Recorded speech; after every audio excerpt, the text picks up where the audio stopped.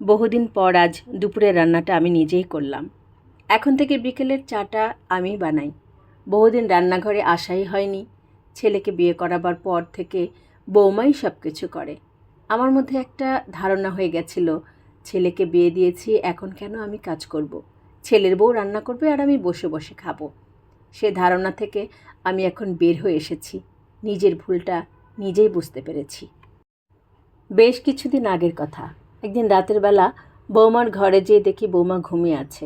আমার রুটি বানানো হয়নি, কিন্তু রুটি ছাড়া আমি রাতের বেলা একদমই ভাত খেতে পারি না। আমার অবশ্য কোনো ডায়াবেটিস প্রেশার কিছুই নেই, কিন্তু অভ্যাস হয়ে গেছে। 4-5 বছর ধরেই খাচ্ছি। আর বৌমাই রাতে আমাকে গরম গরম 2টা রুটি বানিয়ে দেয়। বৌমা কখনো সন্ধ্যাবেলা ঘুমায় না। বাড়িতে কয়েকদিন যাবৎ অনেক মেহমান ছিল। আমার ছোট দেবর, ওর বউ, ওরা এসেছিল ডাক্তার দেখানোর জন্য। সাথে ওর 2টো ছোট নাতি নাতনিও এসেছিল। কয়েকদিন খুব খাটাখাটনি গিয়েছিল, শরীরটা একটু খারাপ করছিল, ঘুমিয়ে গেছিল হয়তো। কিন্তু আমার বিবেক সেটা বুঝতে পারেনি। আমি যখন ঘরে যেয়ে দেখলাম বৌমা ঘুমাচ্ছে, ছেলেটাও ঘরেই ছিল। আমাকে বলল, মা তোমার কিছু লাগবে? আমি বললাম, আমার তো এখনও রাতের খাবার খাওয়াই হয়নি। বৌমা তো আজকে আমাকে রুটি বানিয়ে দেয়নি এখন। আমার ছেলে তখন বলল, আম্মা ওর তো শরীরটা ভালো লাগছে না, কয়দিন ধরে খুব খাটাখাটনি যাচ্ছে, ওর স্কুলও ইদানিং খুব চাপ, ক্লান্ত হয়ে ঘুমিয়ে পড়েছে, তুমি না হয় আজকে একটু ভাত খেয়ে নাও। আমি তখন বললাম, আমি তো রাতে ভাত খেতে পারি না।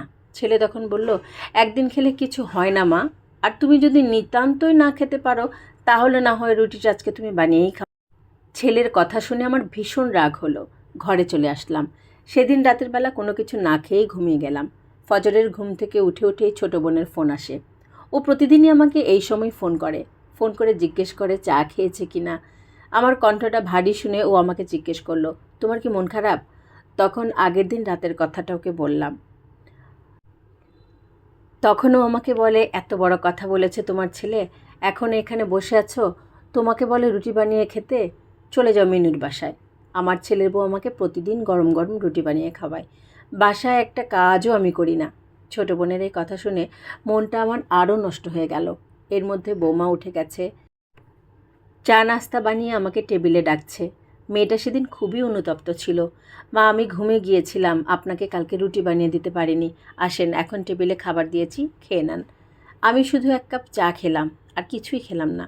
বৌমাকে বললাম, বৌমা আমি আজকে মিনুর বাসায় যাব। মিনু আমার ছোট মেয়ে। বৌমা তখন বলে, কেন মা, আপনার ছেলেকে তো কিছু বললেন না? ও তো চলে গেল অফিসে। বৌমাকে বললাম, ঠিক আছে, তুমি ওকে জানিয়ে দিও। বৌমা একটা ট্যাক্সি ডেকে দিল। আমি চলে গেলাম বনানীতে মিনুর বাসায়। মেয়ের বাসায় যেয়ে দেখি মেয়ের বাসায় কাজের লোক নাই। মিনুরা সকালবেলা খিচুড়ি রান্না করে খাচ্ছে। মিনুকে আমি কিছুই বললাম না। আমি যে ছেলের সাথে বউয়ের সাথে রাগ করে চলে এসেছি।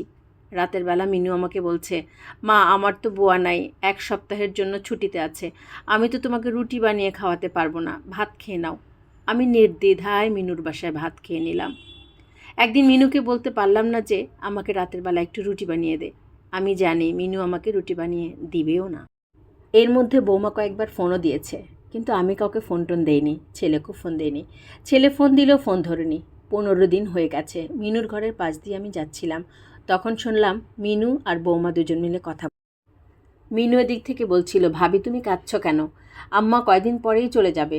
ছোট খালা আমাকে সব বলেছে। এই যত প্যাচ লাগিয়েছে ছোট খালা। আম্মার এখন এমন কোনো বয়স হয়ে যায়নি, তাছাড়া আম্মার কোনো অসুখ নেই। একদিন রুটি বানিয়ে খেলে আম্মার এমন কিছুই হয় না। তাছাড়া রাতের বেলা আম্মার ভাত খেলেও কোনো সমস্যা নেই। আম্মার মাশাল্লাহ কোনো অসুখ বিসুখ নেই, কিচ্ছু নেই। তুমি আম্মাকে যথেষ্ট ভালো রেখেছো। আম্মার বয়সে বিদেশে মহিলারা সব কিছু করে খায়। ভাইয়া রুটিটা বানিয়ে খেতে বলেছে, তাতে কি হয়েছে? একদম মন খারাপ করবে না। আম্মা ঠিক তার নিজের ভুল বুঝতে পারবে, একদিন দেখো নিজেই চলে যাবে। মিনুর কথাগুলি শুনে খুব খারাপ লাগলো। সত্যিই তো, আমার তো কোনো অসুখ নেই, তাছাড়া আমার এমন কোনো বয়স হয়নি। এই বয়সে কেন আমি ঘরে বসে যাব? যেটা আমার মেয়ে বুঝতে পারলো সেটা আমি বুঝতে পারলাম না। নিজেকে খুব অপরাধী লাগলো। নাতি 2টার কথা খুব মনে পড়ছিল। তাছাড়া মিনুর এখানেও আমার একদমই ভালো লাগছিল না। এত বছর ধরে মেয়েটা আমার ঘরে এসেছে, আমাকে মায়ের মতো করে দেখে। আমি মেয়েটাকে আমার মিনুর মতো করে দেখতে পারি নাই। তখনই কাপড় চোপড় নিয়ে বাসায় চলে গেলাম। বৌমা সব আমার পছন্দের খাবারগুলি রান্না করলো দুপুরবেলা।